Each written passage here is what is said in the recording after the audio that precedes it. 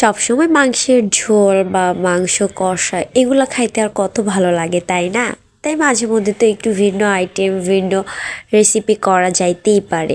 তো hello everyone, আসসালামু আলাইকুম। কেমন আছেন সবাই? আমি আপনাদের মাঝে সবসময় ট্রাই করি একটু ভিন্ন ভিন্ন কিছু শেয়ার করার জন্য। আজকেও ঠিক তাই চলে আসলাম। আজকে হঠাৎ করে আমার হাজবেন্ড রান্না করার একটা ডিসিশন নিল। সে বলতেছিল আগে থেকেই যে আমার যেদিন অফ ডে থাকবে ওই দিন আমি তোমাকে একটা না কিছু রেসিপি করে খাওয়াবো। সবসময় তো তুমিই রান্না করে দাও, একদিন না হয় তোমার ছুটি, ওই দিন আমি রান্না করে দিব। তারপরে দেখলাম ফ্রিজ থেকে মাংস নিয়ে মাংসটাকে ভালো মতো কেটে লবণ, মরিচ, আদা, রসুন, তারপর গোলমরিচের গুঁড়ো মশলাটা দিয়ে দিচ্ছে। সামান্য পরিমাণ জিরার পেস্টও দিয়ে দিয়েছিল। তারপরে 2 টেবিল চামচ সয়া সস দিচ্ছে। সয়া সস কিন্তু কোনোভাবে স্কিপ করবেন না, এটা দিবেন, দিলে কিন্তু অনেক ভালো লাগে। তারপর এখানে পরিমাণ মতো কর্নফ্লাওয়ার অ্যাড করা হচ্ছে।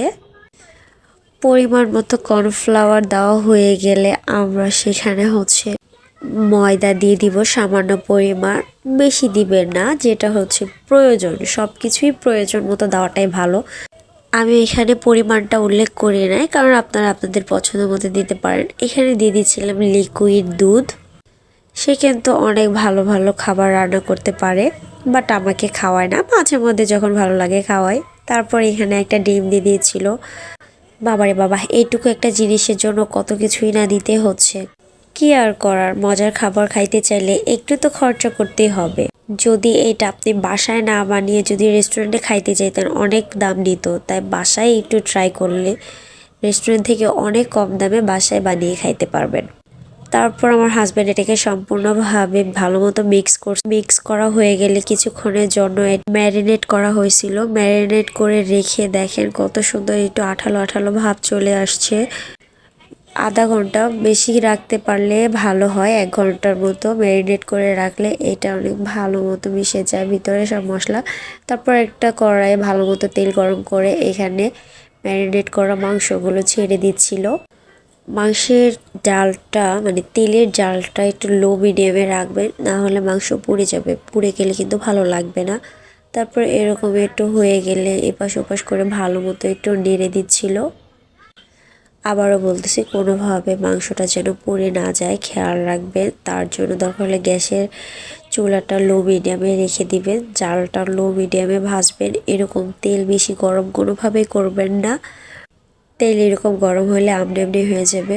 ওইটা হইতে থাক। অপর দিকে আমার হাজব্যান্ড আর একটা সস বানিয়ে নিচ্ছিল।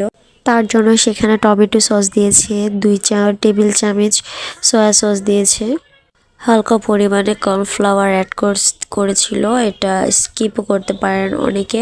তারপর এটাকে ভালো মতো মিক্স করে নিচ্ছে।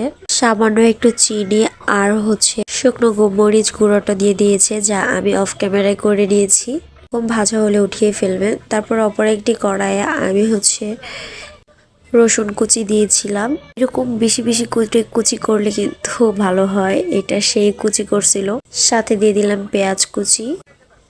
এটাকে ভালো মতো অনেকক্ষণ ধরে নেড়ে নিব। এরপর এখানে আরো কিছু পেঁয়াজ অ্যাড করা হচ্ছে। এই পেঁয়াজটা ঠিক কিরকম ভাবে কাটতে হবে। তারপর কাঁচামরিচ অ্যাড করতেছে। দেখুন কত সুন্দর করে কাঁচামরিচ কেটেছে। আমি তো ভাবলাম হয়তো তেমন ভালো করতে পারবে না, কিন্তু দেখতেছি অনেক সুন্দর করে সবকিছু করতেছে। তারপর বানিয়ে রাখা এই সসটি সম্পূর্ণটাই তার মধ্যে দিয়ে দিচ্ছিল। দিয়ে কিছুক্ষণ ভালো মতো নেড়ে এটা আঠালো ভাব হওয়া পর্যন্ত সে নাড়তেছিল। এটার একটু আঠালো ক্রিমি মানে কষানোটা ভালো মতো হইলে সেখানে ভেজে রাখা মাংসগুলো ঢেলে দেওয়া হবে।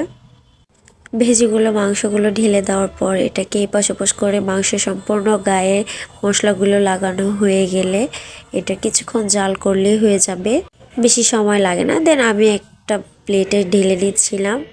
এই যে দেখুন, মাশাআল্লাহ কত সুন্দর আর পারফেক্টলি হয়ে গেল সুইট চিলি চিকেন। পুরা রেস্টুরেন্ট থেকেও অনেক ভালো হয়েছে এই সুইট চিলি চিকেনটা। সাথে কি আর এমনি খাওয়া যায়, এর জন্য একটু ফ্রাইড রাইস করতে হবে। তার জন্য একটা কড়াই একটু ডিম ভেজে নিচ্ছিলাম। তারপরে পেঁয়াজ কুচি, মরিচ কুচি, রসুন কুচি, যা লাগে আর কি ফ্রাইড রাইস বানাইতে অনেকে সবজিও অ্যাড করে, বাট আমার সবজি এতটা বেশি ভালো লাগে না, এই জন্য আমি দিই নাই। আপনারা চাইলে শীতকালীন সবজি যেমন গাজর হচ্ছে, মটরশুঁটি, আদার্স অনেক কিছুই দিতে পারেন, দিয়ে ফ্রাইড রাইসটা করতে পারেন যার যার মনের মতো, বাট আমি দিই নাই, আমার ভালো লাগে না।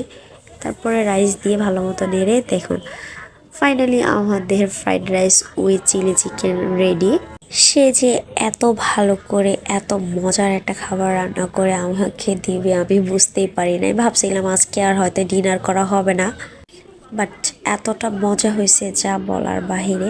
আমার কিন্তু খেয়ে অনেক মজা লাগছে। তো আপনাদের কেমন লাগছে অবশ্যই কমেন্ট করে জানাবেন, এবং এরকম আরও সুন্দর সুন্দর ভিডিও পেতে আমার পাশেই থাকুন।